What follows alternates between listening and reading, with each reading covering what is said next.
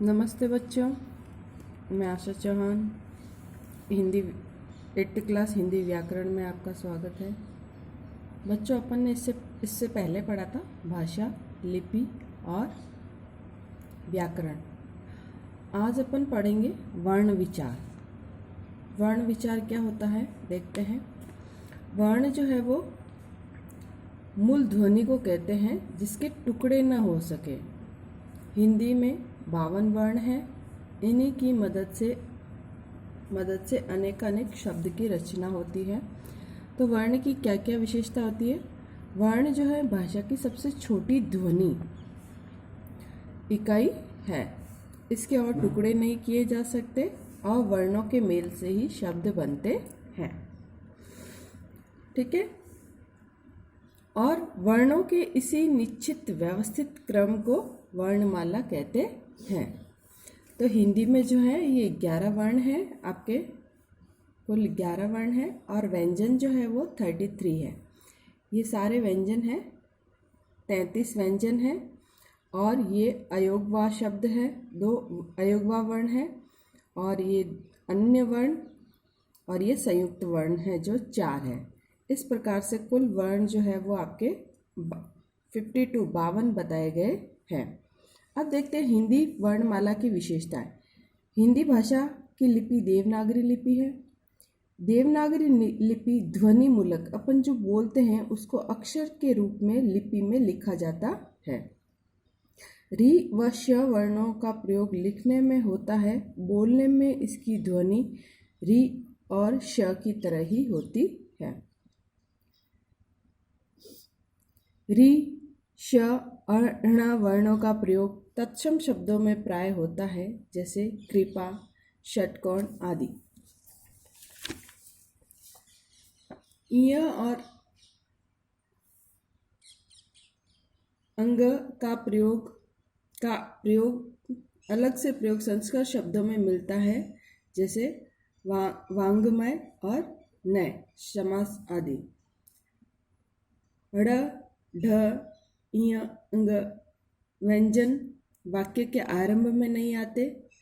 ड़ और ढ वर्ण हिंदी के अपने वर्ण हैं, संस्कृत भाषा में ये नहीं होते हैं। अ और ज, फ क्रमशः आगत व्यंजन है, आगत स्वर है, स्वर व्यंजन है। उच्चारण की दृष्टि से वर्णमाला को 2 भागों में बांटा जाता है, स्वर्ण और व्यंजन। सबसे पहले पढ़ेंगे अपन स्वर। जिन ध्वनियों का उच्चारण हवा बिना किसी रुकावट के, इसमें कोई रुकावट नहीं होती है, बाहर आ जाती है, स्वर कहलाते हैं। इसका उच्चारण स्वतंत्र रूप से होता है। हिंदी भाषा में स्वर जो है वो 11 होते हैं, जैसा कि अपन पहले ही पढ़ चुके हैं। 11 स्वर होते हैं। स्वर के प्रकार। अब इन स्वर को कितने भागों में बांटा गया है। सबसे पहला ह्रस्व स्वर, दीर्घ स्वर और प्लुत स्वर। ह्रस्व स्वर में ये 4 स्वर आते हैं। इसमें बोलने में सबसे ज़्यादा कम समय लगता है, इसलिए ये ह्रस्व स्वर कहलाते हैं। अ, ई, उ और री, ये 4 स्वर जो है वो ह्रस्व सबसे छोटे स्वर कहलाते हैं। दीर्घ स्वर, इन स्वरों का उच्चारण में ह्रस्व स्वर से दुगना समय लगता है, इनसे दुगना समय इसमें लगता है, इसलिए दीर्घ स्वर कहलाते हैं। इनकी संख्या 7 है। आ, ई, उ, ए, ऐ, ओ और औ, ये सारे 7 जो है वो दीर्घ स्वर है। अब है प्लुत स्वर। प्लुत स्वर में इसमें जहाँ कम समय लगता है, इसमें इसका दुगना समय लगता है, तो इसमें इसका तिगुना समय लगता है और वो स्वर जो है वो प्लुत स्वर कहलाते हैं। इसका एक चिन्ह है, ये ऐसे इसका प्रयोग किया जाता है और प्रयोग प्राय पुकारने, रोने या जोर से गाते समय किया जाता है, जैसे अपन बोलते हैं ओम। तो ऐसे शब्दों में ये वाला स्वर जो है वो काम में लिया जाता है। अब आता है अनुस्वार। जिन स्वरों के उच्चारण में हवा केवल नाक से निकलती है, किससे निकलती है, नासिका से, नाक से निकलती है, वो अनुस्वार कहलाते हैं। और इसका चिन्ह जो है वो ये होता है, जैसे अपन अंग से अंगूर के ऊपर लगाते हैं, ये वो वाला चिन्ह जो है वो अनुस्वार कहलाता है। अनुनासिका अनुनासिका, इसका उच्चारण नाक और मुंह से दोनों से होता है और इसका ये चिन्ह जो है वो चांद वाली जो बिंदी होती है ना, ऐसे वाली, उसमें होता है। वर्ण के अनुसार चंद्र बिंदु लगाकर किया जाता है, जैसे हस, पांच, चांद आदि। अंग और अह ऐसी ध्वनियां हैं जो स्वर में भी नहीं आती, व्यंजन में भी नहीं आती, फिर भी स्वर के साथ में इसका प्रयुक्त होने के कारण व्यंजन भी नहीं बन पाते। स्वतंत्र रूप से गति न होने के कारण स्वर भी नहीं कहे जा सकते, तो इनको अयोगवाहक कहा जाता है। थोड़ा नीचे। आगत ध्वनि, आगत ध्वनि जो है वो दूसरी भाषाओं से हिंदी में आई है, अंग्रेजी से हिंदी में आई है और उनको लिखने पे ये ऐसा खाली चांद वाला चिन्ह जो है वो बनता है, जैसे अपन बोलते हैं डॉक्टर, बॉल इत्यादि। और अरबी फारसी से जो शब्द जो आगत ध्वनि आई है उनको नुक्ता अर्थात अक्षर के नीचे ऐसे हलंत के रूप में प्रयोग किया जाता है, जैसे राज, फसल, खरीद आदि।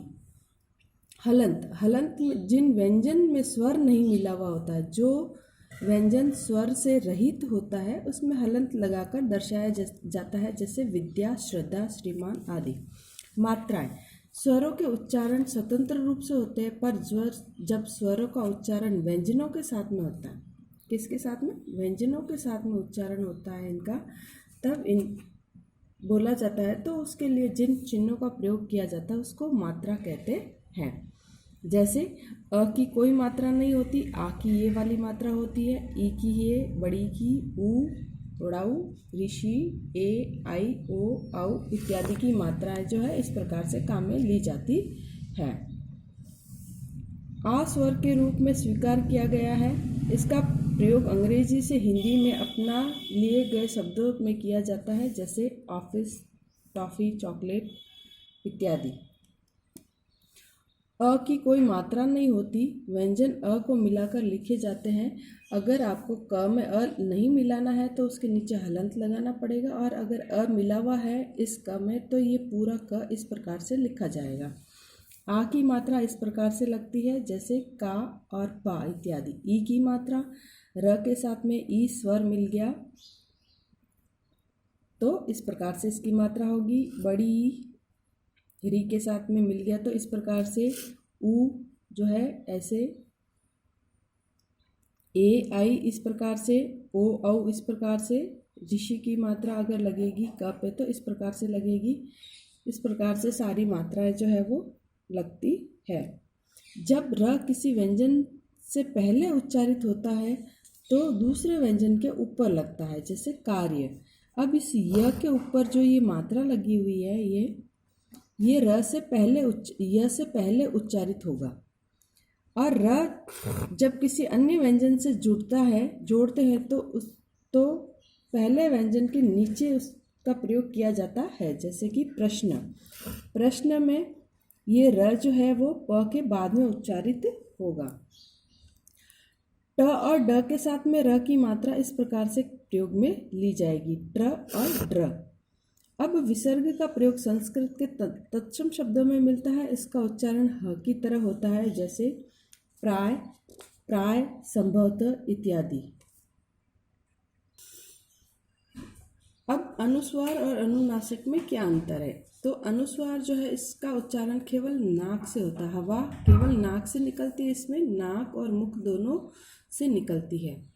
इसकी स्थिति स्वर और व्यंजन के मध्य की होती है, ये स्वरों में होती है, स्वरों के बाद उच्चारित होते हैं, ये स्वरों में ही अनुनासिक के रूप में होते हैं।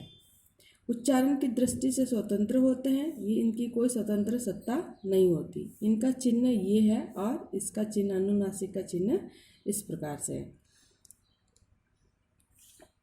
ठीक है बच्चों, आज के लिए स्वर अपन ने पढ़ लिए, तो आज के लिए इतना ही, पढ़ते हैं आगे। ओके।